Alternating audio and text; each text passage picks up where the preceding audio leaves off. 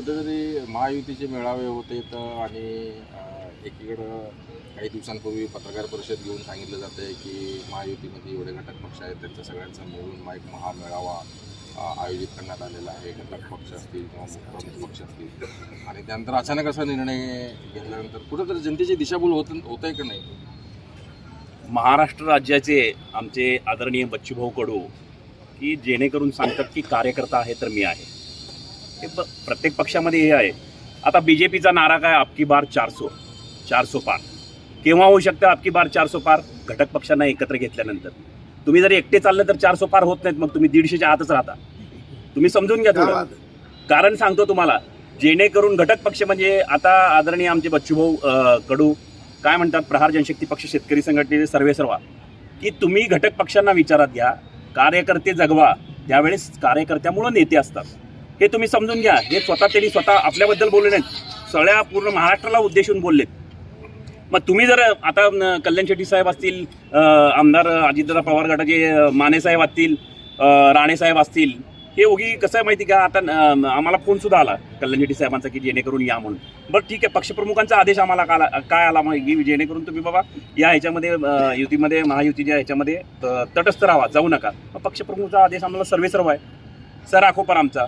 पण तुम्ही जी भूमिका घेऊन चाललात आपकी बार 400 के पार म्हणून, तर तुम्ही ज्या वेळेस घटक पक्षाला एकत्र घेताल त्याच वेळेस आपकी बार 400 के पार म्हणू शकता किंवा होऊ शकेल. काय ब्राह्मण बोले ब्रह्म म्हणल्यासारख्या गोष्टी आहेत, हे तुम्ही लक्षात ठेवून चाला. जेणेकरून तुम्ही कुठंतरी काहीतरी फितवायचं, तुम्ही आता म्हटल्याप्रमाणे जातीयवाद निर्माण करायचा हे कदापि करू नका. याच्यामुळं काही कुणाचं भलं होणार नाही आहे.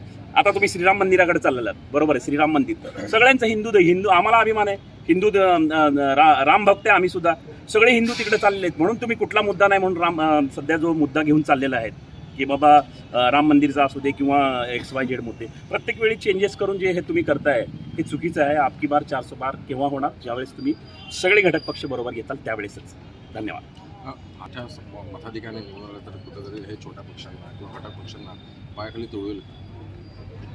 साहेब, काही दिवसापूर्वी, काही वर्षापूर्वी ह्यांचं सरकार होतं, देवेगौडांचं सरकार होतं. ते काहीतरी 12 का 13 त्यांचे खासदार, 8 का 10 खासदार होते. जेणेकरून सांगा, कांदा प्रश्नावर यांचं सरकार जाऊ शकतं.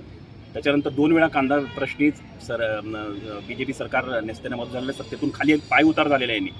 असे प्रश्न आता सुद्धा, कांद्याचा प्रश्न, निर्यात बंदी केली, अनेक विषय आहेत, दुधाचे हे झाले. शेतकरी पूर्ण माझा झोपलेला आहे, सामान्य लोकांना न्याय नाही. फक्त तुम्ही शेतकऱ्यांच्या ह्याच्यावर 12,000 रुपये काहीतरी हे टाकता. शेतकरी भिकारी नाही हो, आमच्या मालाला तुम्ही दाम द्या, आम्हाला जे काही आहे ते दाम द्या. तुम्ही शेतकरी आमचा, तुम्हाला कसं म्हणजे भरभराटीप्रमाणे तुम्हाला आपकी बार 400 नाही, आपकी बार 588 म्हणू शकता तुम्ही. ज्यावेळेस शेतकऱ्यांना घेऊन चालेल त्यावेळेस तुम्ही शेतकऱ्यांचा, सामान्य जनतेचा कुणाचाही विचार करत नाही, अपंगाचा विचार करत नाही, काय करत नाही. मग याला काय अर्थ आहे का? मग ते आपकी बार 400 पार होणार नाही, हे आपल्याला या माध्यमातून सांगू इच्छितो. धन्यवाद. आमच्या लोकजनसेवा चॅनलला लाईक करा, शेअर करा, सबस्क्राईब करा.